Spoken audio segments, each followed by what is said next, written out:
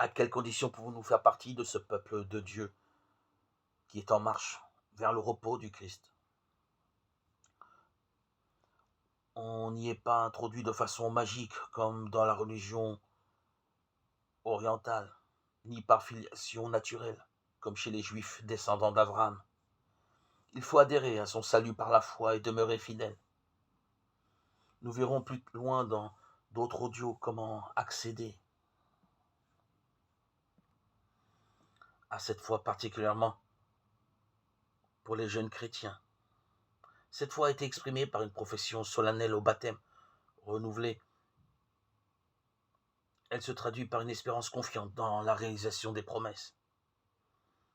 Il y a eu ici de distinguer l'espérance chrétienne de l'espoir humain. J'espère la guérison de mes maux, la réussite de mon amour, de mon travail professionnel. Mais je me réjouirai quand cet espoir sera réalisé. Tandis que l'espérance chrétienne, précisément parce qu'elle est ancrée en Jésus, me permet de me réjouir dès maintenant, ici, à l'instant même, à l'instant T. Dès maintenant, dès aujourd'hui, je suis en possession de mon centuple, et c'est pour l'éternité. Que voilà encore une distinction que l'on fait trop peu dans l'enseignement donné aux chrétiens, et probablement une des plus belles découvertes que nous procure la fréquentation de la Bible. Évidemment, cette foi exige la pratique de la charité, de la prière, du sacrifice, de l'obéissance au chef de la communauté.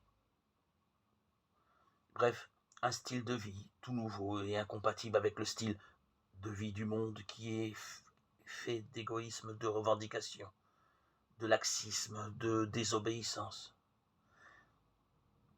Et c'est bien là que se situe la véritable conversion, le retournement du cœur. Un tel art de vivre suppose qu'on ait toujours les yeux fixés sur le Christ et sur son jugement. Il suppose évidemment une initiation et un entraînement, ce en quoi consiste précisément l'éducation chrétienne.